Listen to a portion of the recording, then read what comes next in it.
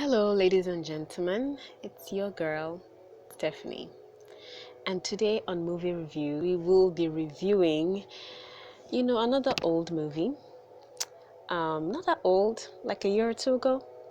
You might remember it, but by the time we're done, you would love it. For those who haven't watched this movie, you need to see this one. The name? Descendants of the Sun. Country? Korea. The Republic of Korea. South Korea for short. I know, another Korean drama, but this one is worth the review. Stay tuned for more on this one. You're welcome. Hey, my loves. How has your week been? I hope you have been amazing wherever you're tuning in from. Welcome. Today we will be focusing on Descendants of the Sun. For this movie, we have two people who played the lead male and the lead female. Now I have to say that right after filming this movie, the lead male and the lead female got married in real life. That is how iconic this movie is. It brought two lovebirds together.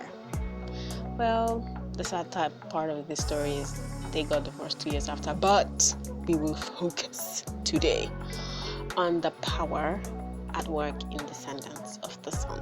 It's a TV series for those who do not know. For South Korea, they do both films and TV series, but this one is a TV series. And it has 16 episodes of an hour each. Yes, it means 16 hours of juiciness. Yes. Okay, so this movie, for the male lead, he is a South Korean army soldier. Now, his job in the army is he's a special forces captain. Okay, follow me, very interesting. And for the female lead rather, she is a medical doctor in one of the leading medical facilities in the country, one of the leading hospitals in the country being South Korea. Now, how do these two people meet? A South Korean army captain and a medical doctor. How else? An injury? No, you guessed wrong. So this movie opens with, he and his second lead. Now the second lead as well is an army captain. He's not the captain, he's more like the lieutenant in the army. He's the second in command in the special forces team. So he's the right-hand man of our lead male. Okay, follow me, very interesting, guys.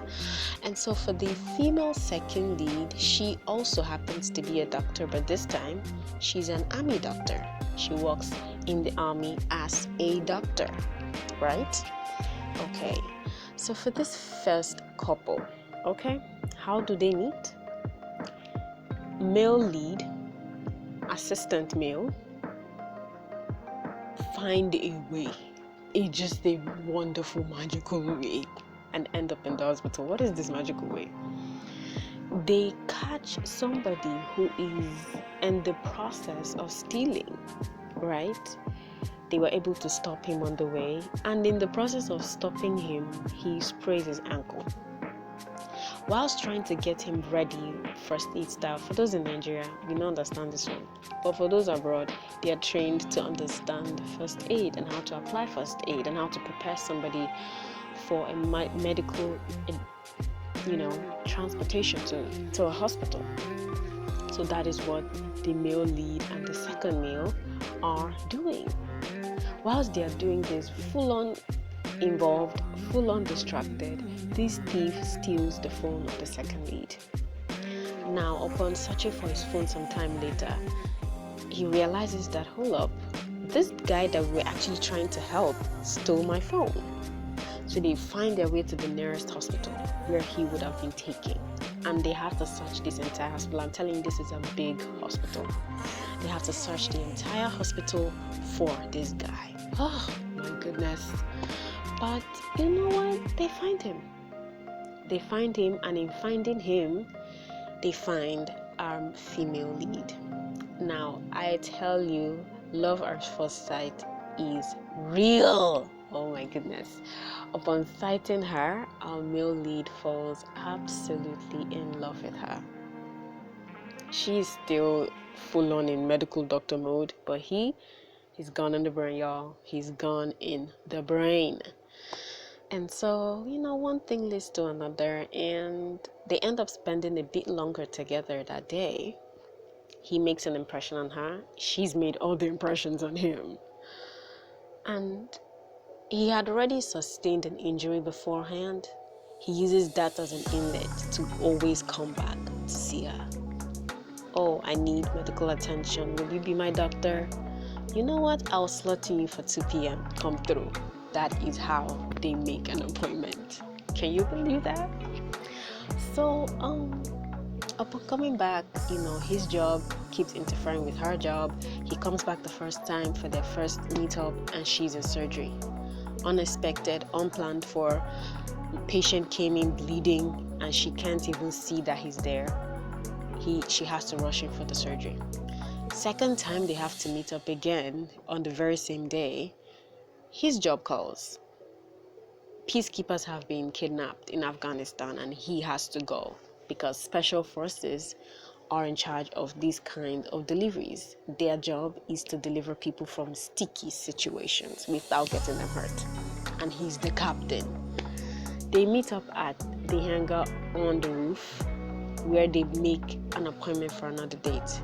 She's looking on as he's jetting off in a helicopter, wondering what kind of job in the army does this guy have? That an entire helicopter is sent in to pick him up.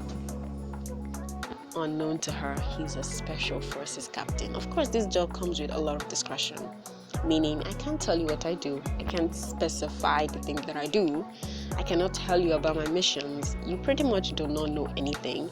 I could be gone for months on end on special missions, and the only time you know I'm alive is when I'm with you.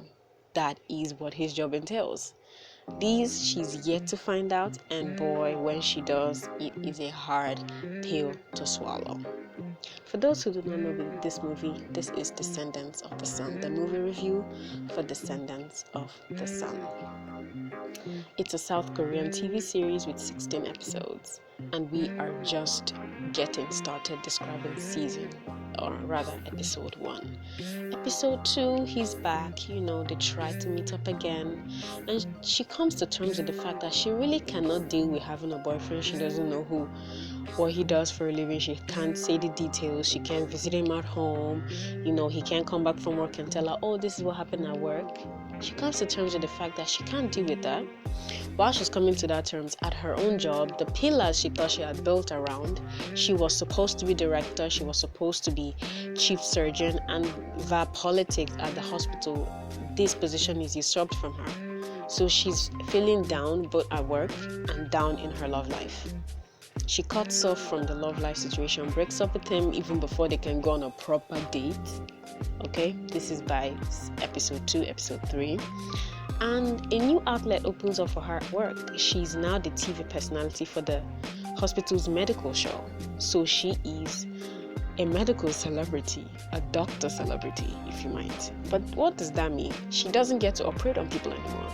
She doesn't get to be an actual doctor anymore. All she has to do now is talk about being a doctor, talk about medical stuff, tell patients what they can do on their own before getting to a hospital. What are the first aid treatments? What can you do at home? This is what our female lead is up to right now. You're wondering what happened to our second male and our second female. They are in a turbulent relationship. Both army people, so obviously you know what that comes with, a lot of stiffness. This is the reason behind the stiffness, you guys. So second female, her dad is the captain, the chief commander of the special forces, meaning he's literally the boss of both she and her man. Okay, And this man, if you know the Korean system at all, power is important. Once you're going out of power, you have to be able to secure power for your generations to come. You have to be able to secure power for your descendants. That way they are not used as a scapegoats by enemies of you. What does he want to do? He wants his daughter marrying a captain. It's way more secure than marrying a lieutenant. So what does that mean? He doesn't accept of the relationship between our second male and his daughter, our second female. And our second male, being an army man, being a man of honor, absolutely honors her father. He would not have anything to do with her until the father accepts their relationship. The father on his own end uses his power whilst he's still in the army to keep sending them to totally different locations. Whenever they try to meet up, he separates them again via different transfers. This is the journey. I'm telling you, they go on this journey for a long time. So when you don't see me describing them, talking about what's happening with them, they're still on this journey. But make no mistake, they get through to the end by the end of the TV series, but it's a long way out. So guys, that is what our second male and our second female are on. They're on an off and on relationship, a really complex and complicated relationship. I would say to an extent complicated by the fact that they are both in the army. If one person was not in the army, it probably wouldn't have been as hard and as complicated as it was.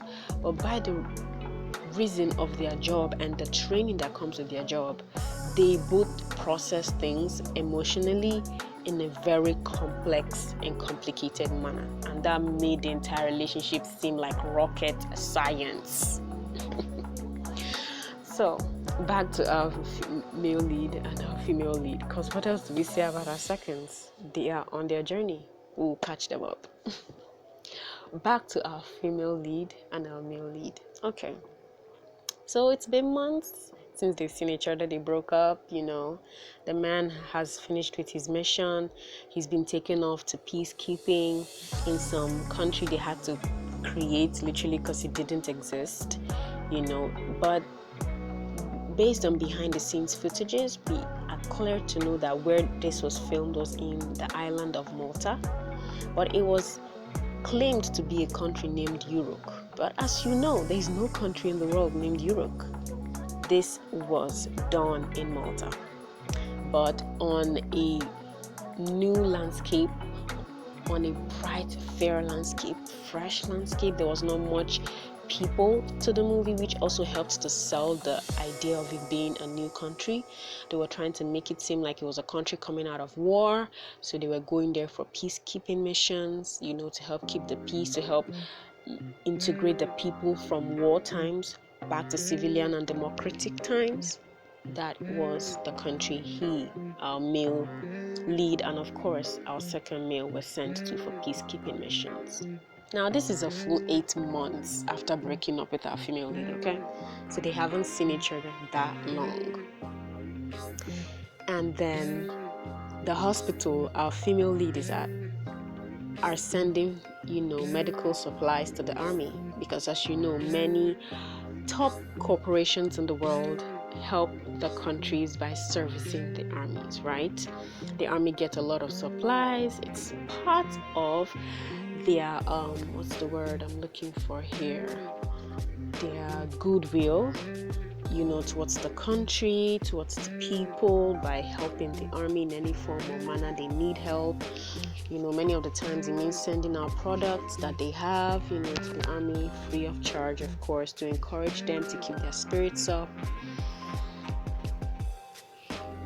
And so that is what this hospital, which is a top hospital in the country at the time with this film, they were doing. They were setting up a medical camp with the army that are doing peacekeeping works in this new country named Uruk, okay?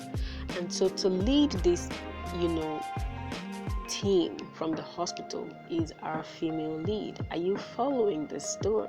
It's such a brilliant story. How they mash things up, how they bring people that really have no business meeting each other. How they always make it a date to make it so natural the means, the method in which they obviously have to meet. They make it almost seem destined to happen.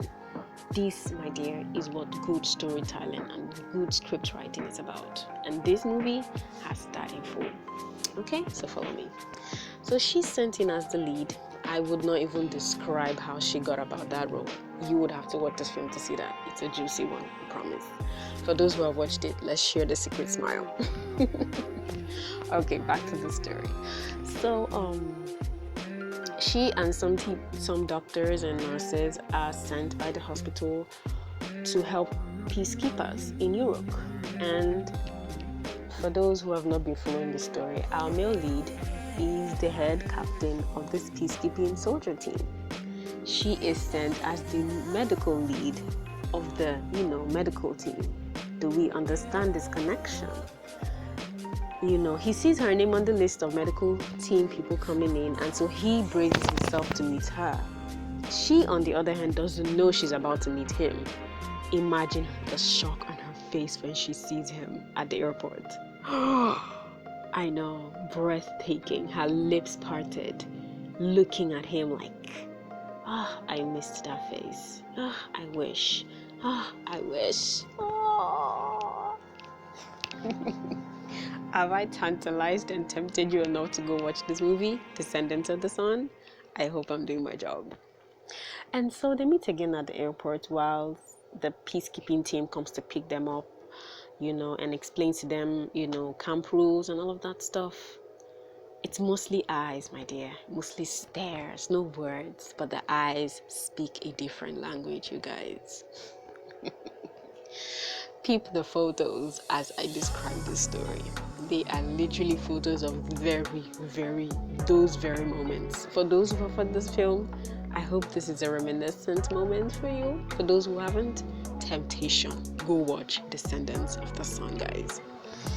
And so they meet again at the opera, like I was saying. No words exchanged, but a lot of looks exchanged, and those looks speak volume. Hello. And so from the airport, of course, they all move on to the camp where the medical people will be staying along with the soldiers. She really doesn't make any move to go see him. He is the one who makes the move to actually go see her, go speak to her. And he tries a lame joke just to crack her up. But it ends up having the opposite reaction for her. She's crying, she's telling him to stay away from her, and he's feeling lame. But that opens up everything. He's able to talk to her on a free level now. Now there's no animosity built. Now the walls are down. Now they can talk to each other like they actually know each other, like they've met before. And so on that note, I guess his lame joke worked.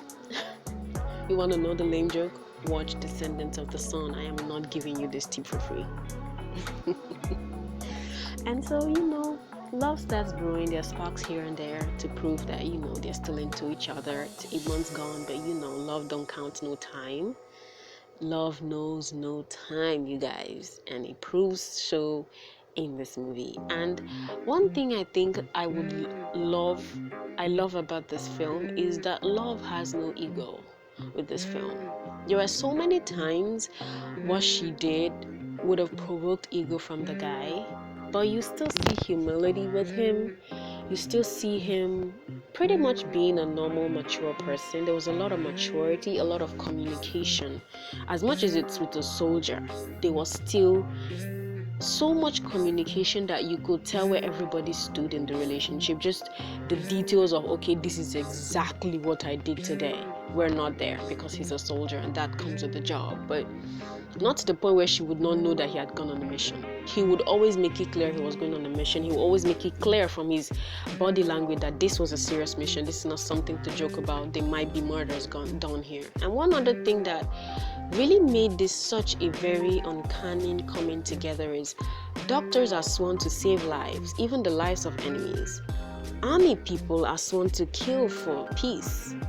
So just the combination of the love coming together of those two people at just such far abstract, opposite directions, and how love brought them together and helped them to both interact well and respect each other's job is so fascinating. There were episodes in there where the man had to stand up for her in her job and let her do her job. There was a time where she had to save an enemy, and she was hesitant to do it because she had come to understand what it means when this is an enemy, and she hated the fact that she had taken that oath, the oath that doctors take. And she was going to stand against her oath, but he stood for her in her job. He respected her job and was like, you know what?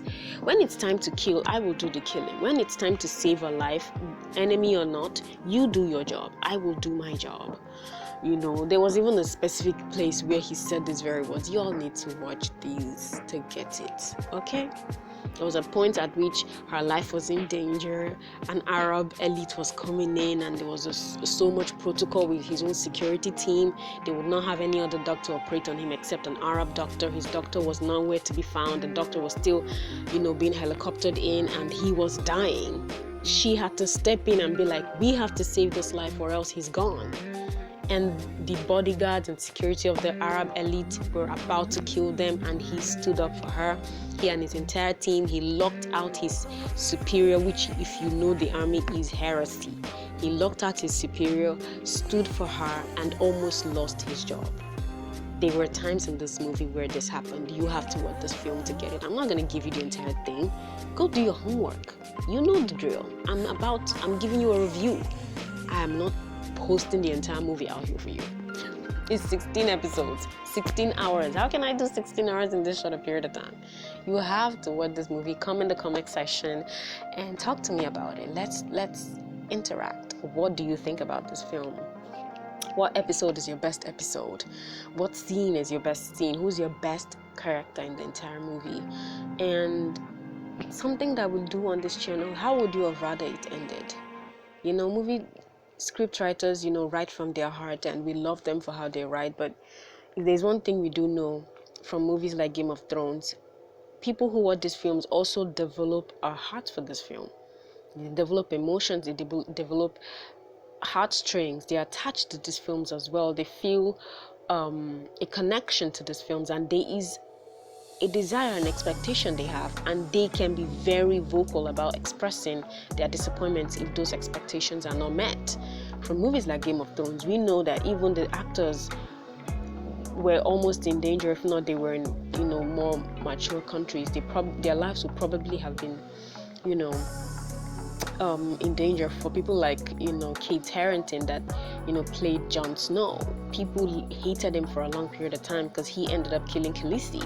So we see that with the audience, they also develop their own mentality of how this script should go. They feel entitled to being able to tell the story. So we'd like to express and to give room to that expression here on this page. So for those who have watched it, for those who are going to be tempted enough to go off and watch it, you're welcome in advance. Come on here in the comment section and let us know what you think about this movie. Post what you think about it, and let's talk. Let's just hang out. Let's talk about Descendants of the Sun from South Korea in the comment section. I will try to reply as many as I can. And like this video if you really loved this review of the movie, and subscribe if you've not subscribed to the channel yet. Turn on the post notifications, the bell icon as well, that way you'll be notified when we post new reviews and other type of videos we'll be doing on this channel. For those who do not know, I'm Stephanie by name. I reside in Abuja, Nigeria, and I just started this channel. I hope you love, I hope you support your girl, and okay, so love is blossoming. There's sparks here and there, but she's still having so much doubts because of her job and his job, and just the danger of this man dying. This is literally a man who is 2 seconds from dying. He could go on a mission and not come back. She had that in her mind all through the film, and she kept letting him know that, I really like you, but this is the thing that is stopping me from saying yes to you. You could die any minute. I do not want to be with a liability. I want to be with somebody that his life to some extent is secure. At least his job won't kill him. And he kept making it clear to her that he's also good at staying safe. He's also good at staying alive, but I mean, your comrades are dying left, right, and center. You know, there was a time she followed him to a funeral of somebody he had gone on a mission with.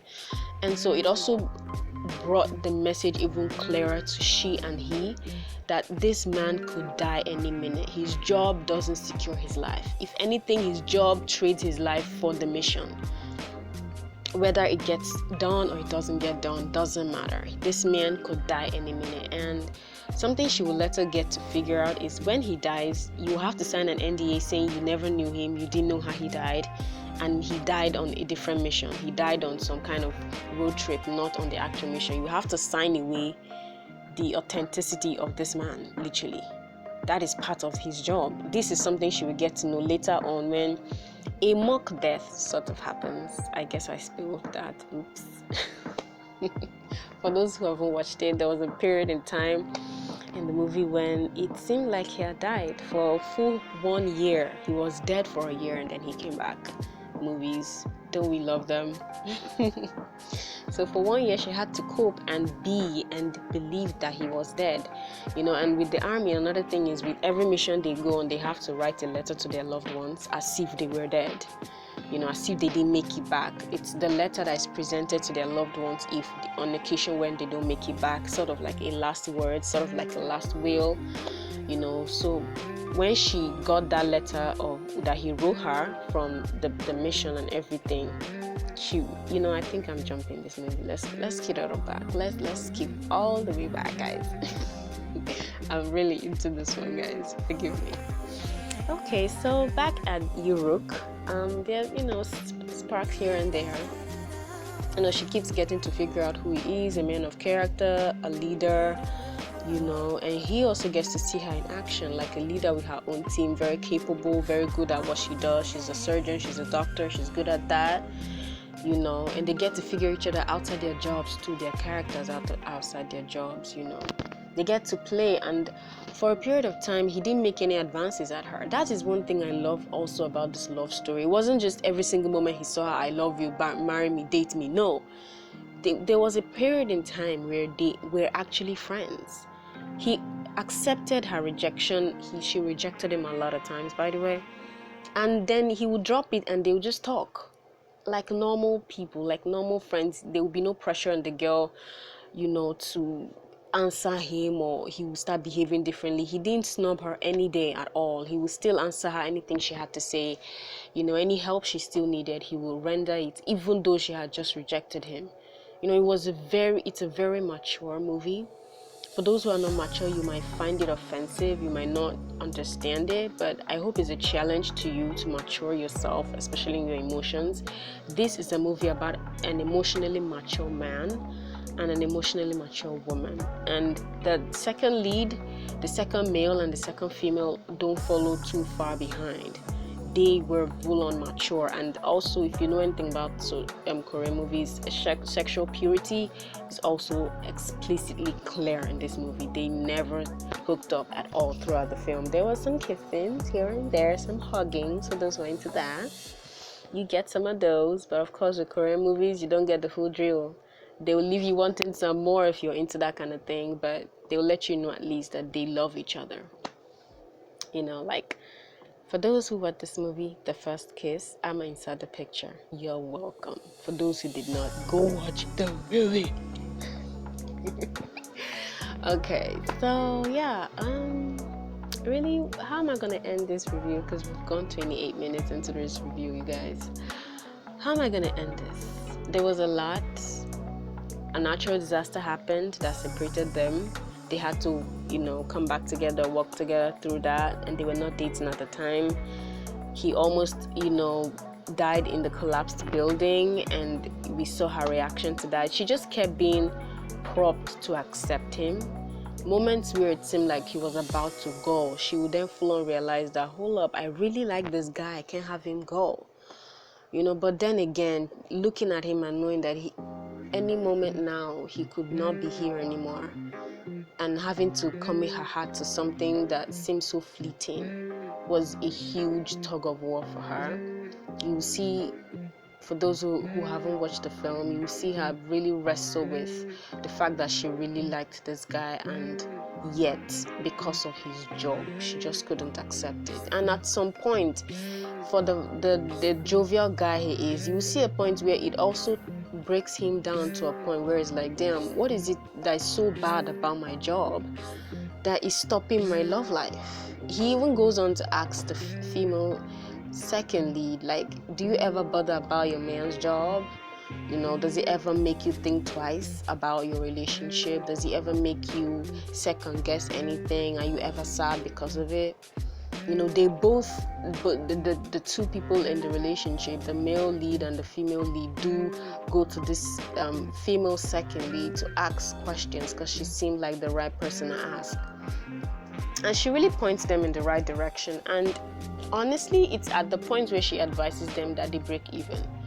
It's with that advice that the female lead understands what the purpose is, understands what it's about when you're dating a soldier. For those who have never been with a soldier, have always wondered how soldiers are even able to marry, how the families of soldiers are able to cope. I think what she said really gives us a window into what gives those women and men and children the audacity to be with such people. It's about the moment you're with them. It's not really about where they're at. It's about when he's here right now, what are we? Those moments you have with him, those moments you have with her, they're very precious, they're very crucial, and it's more that than anything else. Whilst we are alive, can we see each other? Can we be in the moment together? And it's just me paraphrasing what she said, but it was a very powerful moment. For those who have watched it, I insert a picture of that moment in here, a clip. No, a picture. I can't insert a clip, guys. So we insert a picture, just reminisce, nostalgia, everybody. Yes, nostalgia season. For those who haven't watched, go watch Descendants of the Sun. Let me just tell you, for those who didn't watch this film, there's a point at which his enemies come for her. So she's kidnapped just to get him. And you have to watch to see how she's rescued. You have to watch. There's a mock pandemic moment. And just to point to the prowess of the script writers, this movie was released even before COVID-19. Just the exactness of how they combated their own, pandemic within the film, almost reminiscent of how the COVID-19 was combated. No contact, everyone stays apart, gloves, face masks, the whole 9 yards, blood work, everyone gets tested, no one makes any contact until you're sure of if you're positive or negative. And let me tell you, one of the two leads, female leads, one of them got infected and almost died. Watch to find out. I'm not telling you that for anything. For those who have watched, let us share the secret smile again. Okay. Enough temptation for y'all to go watch Descendants of the Sun, I hope. Okay, so yes, there's a lot of juice in the film. There's a lot of content, a lot of story. There's no loose moment. There's always something happening, and it always leads up to the main story. It's not detached in any form or manner. Everything pretty much ties up neatly and nicely within this film. And for those who have watched it, you can concur with me that this film was one beautiful piece of work done by amazing scriptwriters, amazing behind-the-scene team, amazing on-screen team, amazing marketing team. This film was marketed all the way to China, was big in China, was big all over the world. Great subtitle team. So let me tell you, foreign films, one thing that kills foreign films is subtitling. And this film, they understood the mission with the subtitling. It helped bring character to the film. We that are not, Koreans and don't speak the language could relate to the story with the same fervency that the Korean speakers could, because the subtitle team did their job. They did their actual job, Great movie for those who watched it. For those who haven't, I promise you would not be wasting your time watching this one. go and watch Descendants of the Sun. And so that brings us to the end of our movie review for today. Hope you enjoyed this episode of our movie review where we focused on Descendants of the Sun, a TV series from South Korea with 16 to 20 episodes, all 1 hour each. And for those who got the original or get the original version of this TV series, you will get 1 episode of a behind the scenes BTS video that shows you the cast talking about the film, some moments whilst filming, some moments in prep for the film, you know, some moments after the reaction of fans for the film. You know, even the actors, they get, you know, some of them get interviewed some months or I think a year after the film, and you get to see them still talk about it post the movie. So for those who get the original, for those who have watched it and didn't get that, go find it. It's supposed to be episode 17. Okay, it's a behind the scenes, it shows everything. And so yes, you're welcome. Go get this movie wherever you get movies. Google it and you will see it there, and you're welcome. You're welcome. I think we just got you an inch closer to, you know, movie knowledge, movie utopia. Yes. You are welcome. For those who are new on the channel, I am Stephanie. I'm based in Abuja, Nigeria, and I post movie reviews and other content. Subscribe, like this video if you really liked it, comment your favorite episode, comment about this episode of this vlog, comment about this, the movie, if you've watched it, if you haven't watched it, what's your best character in the film, how would you have rather it ended, if there are parts in the film you do not agree with, let's talk about it in the comment section. I will be trying to reply. I would reply as many as I can in the comment section. Subscribe for those who are not subscribed. Turn on your post notifications and the bell icon as well. That way you get posts, you get notifications for new posts, you know, when we post new ones. And support your girl. Share this to as many as you can. For those who are, you know, like anti Korean movies, post this to them. For those who are wondering, what movie do I watch? What movie do I watch? Post this to them. Let them know. Let them get, you know, a little bit of, are you sure? Let this explain to them that yes, we are sure they should watch Descendants of the Sun. Okay, so till we come your way again, please stay blessed, stay safe, and keep glorifying God in everything that you do. Keep doing the right thing, keep honoring yourself, keep honoring humanity, and you are amazing, just so you know. And you are perfect. Perfect is not far away from where you are, baby. You are it, walking and breathing. God bless you. Bye.